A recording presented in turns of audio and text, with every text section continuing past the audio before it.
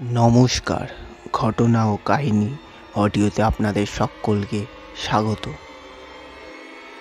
এখন ঘড়িতে বাজে রাত 12:45। এখন তোমাদের সাথে আমি অয়ন আর রিতম এবং শুভ সকলে আছি। এখন গল্প পাঠ করতে চলেছে আমাদের শুভদা। এডিটিং এবং সাউন্ড এফেক্ট রিতম এবং অয়ন। নমস্কার, আমি শুভ। তোমাদের সাথে আমি চলে এসেছি আজকে একটা নতুন ভৌতিক গল্প নিয়ে।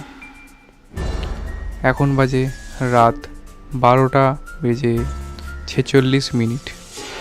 আমরা এখন চলে এসেছি তিনজন তোমাদের সাথে একটি ভূতের আলাদাই একটা গল্প করতে। আমি বলছি না যে ভূত আছে কি নেই তা নিয়ে কোনো তর্ক বিতর্কে যেতে চাই না। যারা বিশ্বাস করবেন আছে, যারা বিশ্বাস করবেন না নেই। তো এই গল্পটা শোনা গল্প জানি না, কিন্তু গল্পটা শুনে আমার গায়ের লোম খাড়া হয়ে গেছিল।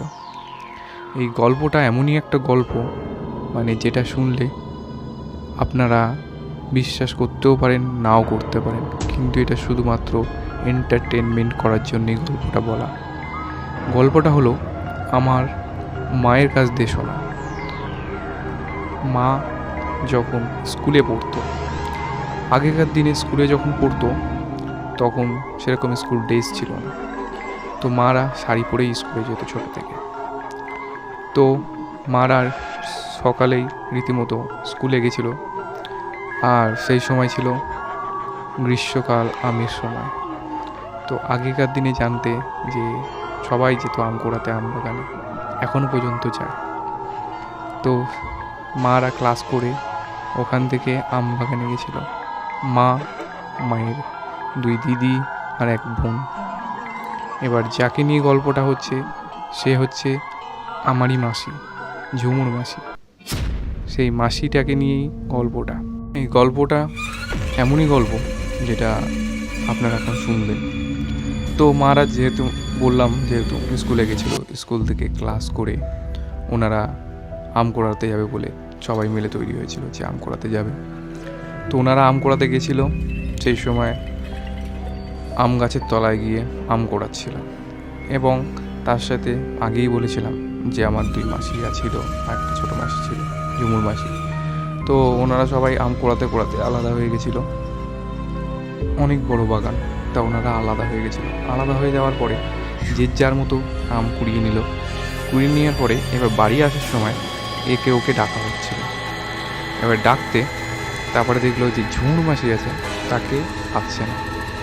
এবার ঝুমুর মাসির নাম করে সবাই ডাকছিল, তাও সাড়া নেই, একটা আওয়াজও নেই। তারপরে হঠাৎ করে এক মাসি বলল, ওই দেখ ঝুমুর গাছের ডালে বসে পা ঝোলাচ্ছে। তো সেই সময় আমার মা, আমার মাসিরা বলল, কিরে ঝুমুর, ওখানে কি করিস, নিচে আয় বলে অনেকবার করে ডাক দিল। দেওয়ার পরে সে ডাকের কোনো উত্তর দিল না। সে নিজের মতো বসে চুল খুলে চুল ছেড়ে সে নিজের ভঙ্গিমাতে আস্তে আস্তে পাটা ঝুলিয়ে পাটা দোলাতে লাগলো। তাও কোনো আওয়াজ নেই এত ডাকাডাকির পরে। তারপরে হঠাৎ একটা মাসি বলল যে ও তো নামছে না, চল আমি চলে যাই, বাড়িতে গেলে বকা দেবে। তো বলে একটা মাসি চলে গেল। তারপরে সবাই ডাকাডাকি করার পরেও কিছুতেই নামে না। তারপরে পাশে পড়ে থাকা একটা ইটের টুকরো বা একটা ঢেলা, যাই হোক হবে অতটা খেয়াল নেই, তো ঢেলা ছুঁড়ে সেই দিকে তাক করে ছুটতে লাগলো ওই মাসির দিকে। তো একটা ঢেলা গিয়ে লাগলো মাসির গায়ে। যখনই লাগলো তখনই মাসি যেই মুহূর্তে মুখটা ফিরিয়েছিল, তো মুখটা দেখেই সবাই অজ্ঞান হয়ে গেছিল। কারণ সেই মুখটার মুখ ছিল না, সেই মুখটা ছিল এবড়ো খেবড়ো, ঢেউ খেলানো, ভাঙা চোরা পোড়া মুখটা।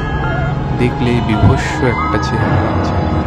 সেই থেকে সবাই অজ্ঞান হয়ে পড়েছিল। তারপরে কতক্ষণ যে কেটে গেল নিজেরাও জানেন।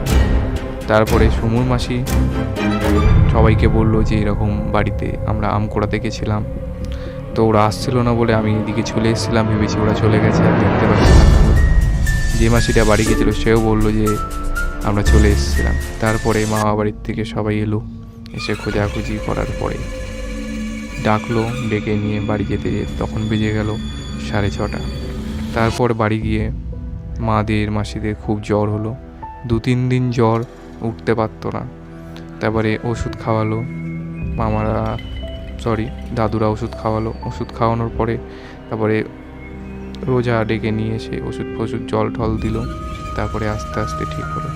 এই হচ্ছে আজকেকার গল্প, মায়ের কাছ দিয়ে শোনা এই গল্পটা। সত্যিই আমার শুনে ভয় লেগেছিল। জানি না তোমাদের কেমন লাগবে। যদি ভালো লেগে থাকে, নিত্য নতুন গল্প শুনতে চাও, তাহলে কমেন্ট সেকশানে জানাও। চ্যানেলটা লাইক, সাবস্ক্রাইব অ্যান্ড শেয়ার করে দাও।